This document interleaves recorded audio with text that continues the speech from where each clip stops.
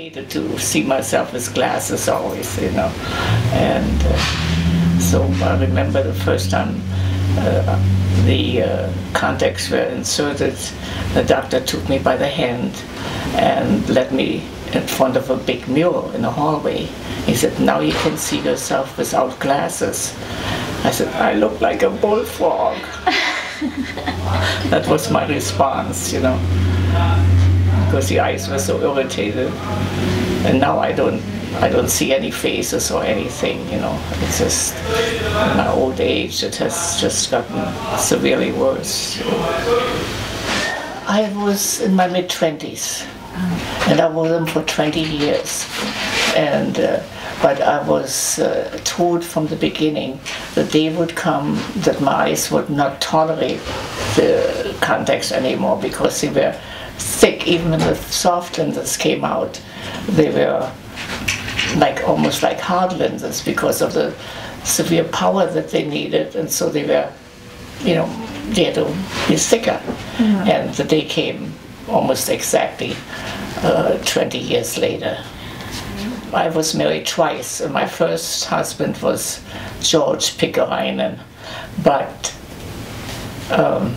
we were married on television a week after I was in this country, unbeknown to me. But that's another story. I really don't want to get that story in there. But the father of my children is Alan Kirschbaum, and he is still alive. Oh, and does he live here as well? No, he lives in San Clemente. San Clemente? Yeah, oh. And he was a life companion that he had when we divorced in 1982, and I have long forgiven him his compulsive gambling or anything like that, and life is too short. And the lady that he is with, we are very good friends. Okay, that's nice. She's very artistic, and we somehow clicked when we met the first time. And how many children do you have? 2. And grandchildren? 1. 1. How old's your grandchild? 12. Going on 35. And what, if any, kind of work did you do when you were younger? Here at the artist colony? No, before you came to the artist colony. Oh, before I came. Did you have a career in art? My career was because of, you know, I couldn't ever drive. Sure. And it kind of just fell in my lap. When my first husband was still going to school, we lived in in fact, when I came to this country, I started out in Glendale. I've come full circle. It's really strange. But then he wanted to move to the Bay Area, to San Jose, and go to, at that time it was called San Jose State College, you know. And but I wanted to work and save for a trip back to Germany. And when you want something that has to do with art, even then it was very difficult. So one day he drove me all the way to Palo Alto, and you know, in those days you always got a job through the state employment agency. And the fellow said, "Well, with art, could you work in an art store?" "Oh, sure, anything, you know." And he gave me this card, and he said, "Go to the University Art Center on Hamilton Avenue and ask for Laurie." And I walked in there, this real neat lady of Italian heritage met me, and we clicked right away, and 3 days later I started working there. It was an art supply store. And we have been friends ever since. She's now 83, still as sharp as can be, a business head on her head, and it just has been great. And then about 3 years later, my husband then decided he graduated as a teacher, and he decided to take a position at a high school in Anchorage, Alaska. So I was always adventuresome, and we went to Alaska. And but I always stayed in touch with this owner of the store, Laurie. And whenever I came to visit the estate with her and so forth. But 20 years later, when my life changed and I wanted to move back to California with my 2 children, I called Laurie, coming back to, oh, you have to come and work for us. Oh no, I don't want to raise the kids in San Francisco. I want to be further out. She wanted me to come to Palo Alto. I didn't want to go to Palo Alto. I wanted to be in the Walnut Creek area. And she said, well, we're opening a store in San Francisco here in less than a month. You have to come and work for us there. Well, how do I get to San Francisco from Walnut Creek? I mean, I had no clue. I didn't know about BART. I mean, you heard it on TV, but it was also foreign. I've lived in Alaska, all those years. So one day I started out, and it took me forever to figure out how you get a BART ticket.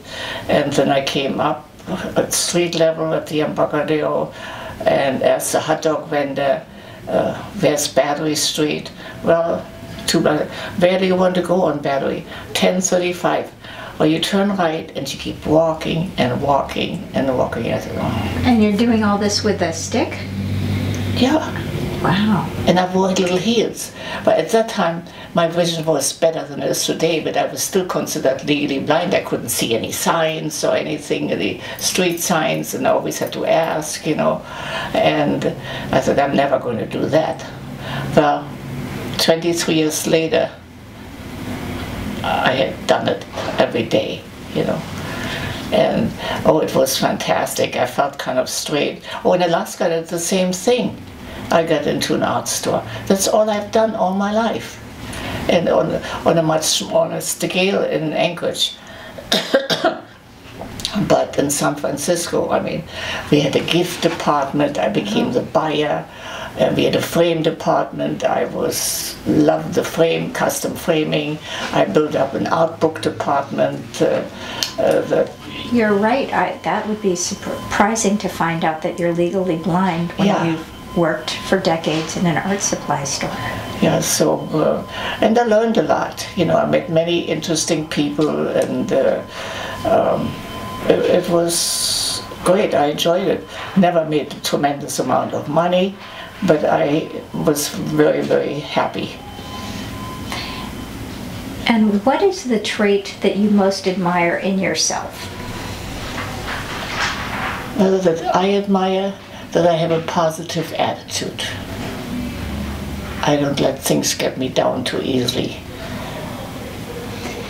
Gisele, what was your childhood like growing up in Germany? My childhood was actually quite nice. I have good memories, even though from the age 7 there was the Second World War. It started 2 weeks before my 7th birthday. But as a child, you don't really understand it, except gradually. We lived out in the country, even though it was so close to Berlin, was northwest of Berlin. Still, it was country. And my father we had a flower farm, or whatever you call it here, nursery. But we also had more land. For my father, he didn't like the small, because he had been in this country before for 3.5 years. So he knew what big farms could be like. So he cultivated some land about 10 miles from where we lived. And as children, I mean, it was just great. My girlfriends and I could take our little doll buggies, at age 5, and walk to nearby woods and play in the sun on a little knoll. I can envision it right now. And you didn't have to be scared of anything, and it was just great. But then when the war started, it changed, there wasn't any fighting going on in that part of Germany at that time, but the air raids began, and that wasn't too much fun, you know. In fact, I wrote a book for a small book, you know, just 50 or 68 pages for my grandson. He asked me once, "What were your experiences during the Second World War?" And I was kind of taken aback. I said, I remember the air raids. And he looked at her, "What's an air raid?" You know, and he wandered off and he didn't want to know anymore. So, but yeah, in fact, in our area, because the planes came from England, and they always came, you know, northwest of Berlin. That's the way they flew in to land over Berlin, and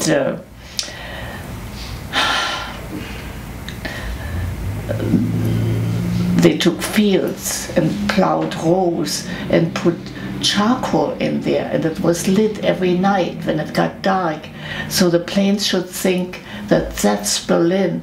Drop the bombs there, because it's a lot of country, you know, even though people live there. And of course the pilots weren't stupid.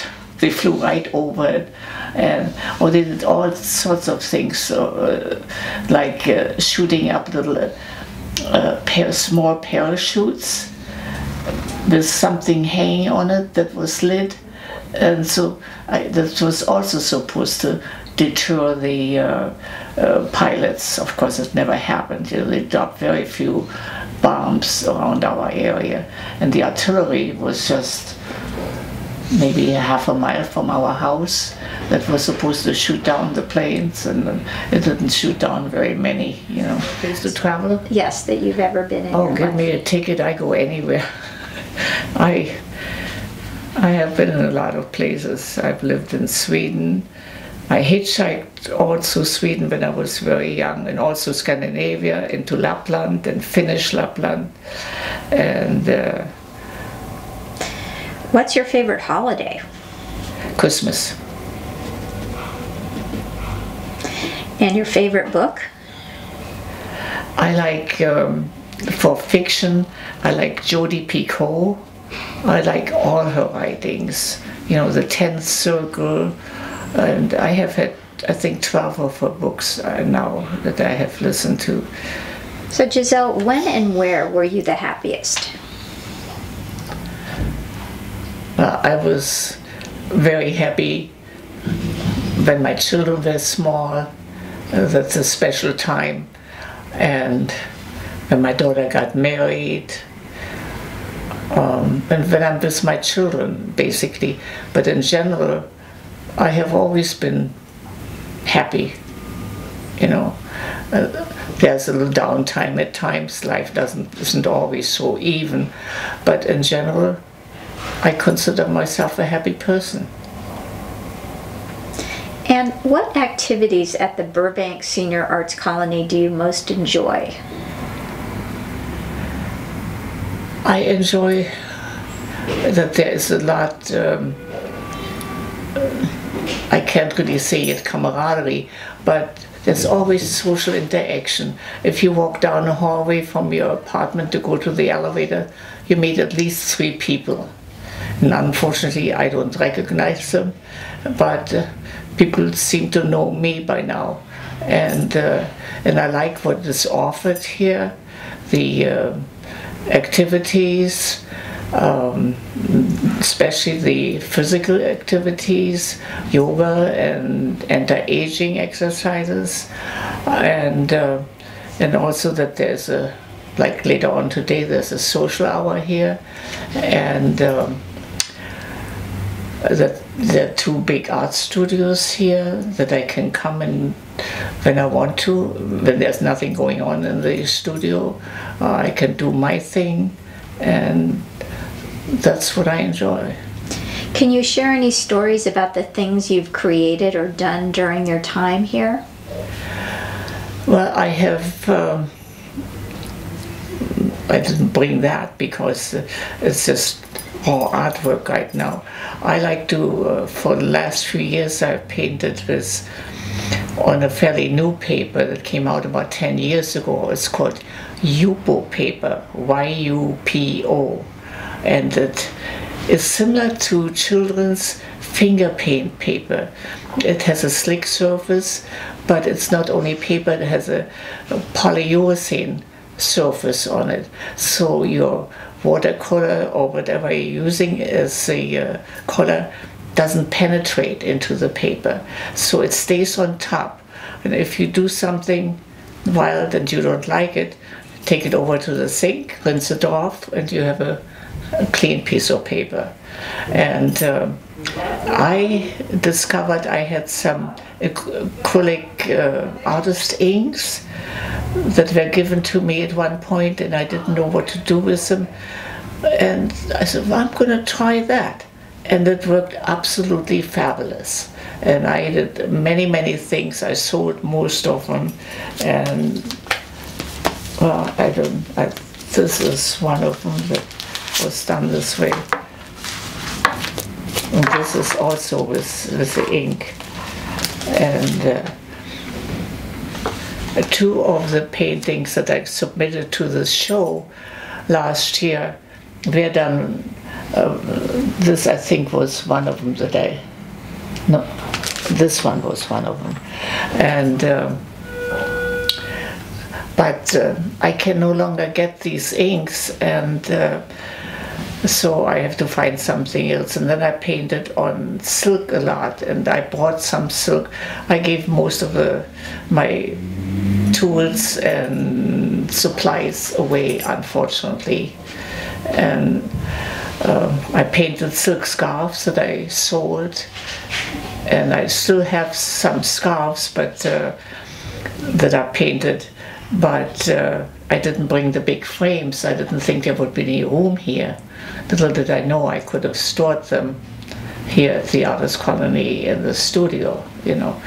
So, but I do have some silk, and I can use some stretcher bars. I do want to, yeah. And what I painted on silk is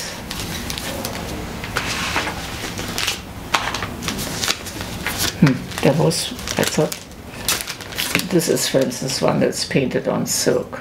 It does such fun things that you can do by adding a little water or another color.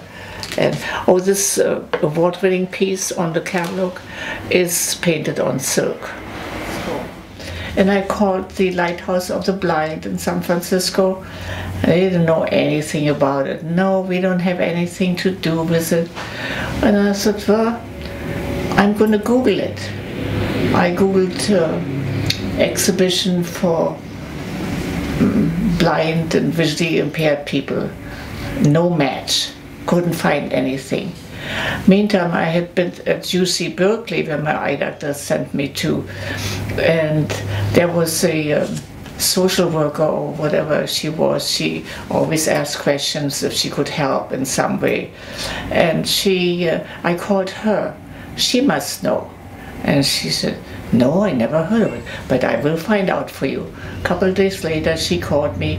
She said, I'm sending you an email with all the information. The only problem is the deadline is in less than a month from now. That was a year ago in May. And so I got busy and selected 4 pieces, and I needed a CD. You only submit the digital images to begin with, you know, then they can select if they want them or not. And I had a neighbor across the street that was always very helpful, and she had a little better digital camera than I had, and she took the pictures and brought me a CD, and in the 11th hour we got them off via FedEx, and then it said they would send out the notices about 3 weeks. They had 5 jurors, and so my kids called, have you heard anything? No. It's still going to be another couple of weeks till I hear. And then one Saturday I get my mail, only 2 weeks into it. And, you know, I was looked carefully, I could make out the return address. Marshall B. Ketchum University, Fullerton. Oh my gosh, I ran in and slid the envelope. It was a big 8.5 by 11 envelope. It wasn't just a little folded one. And I ran in and opened it. I didn't even get my fancy magnifier out. I could see, congratulations, oh my gosh. Then I got the magnifier. I nearly fell over that I got the signature award. So I called the neighbor across the street that helped me so much in filling out the papers and everything. And she said, oh, I wish I had some champagne. I would bring it over, we celebrate. I said, forget the champagne. I have a bottle of wine in the refrigerator. We celebrate, you know. And that was it.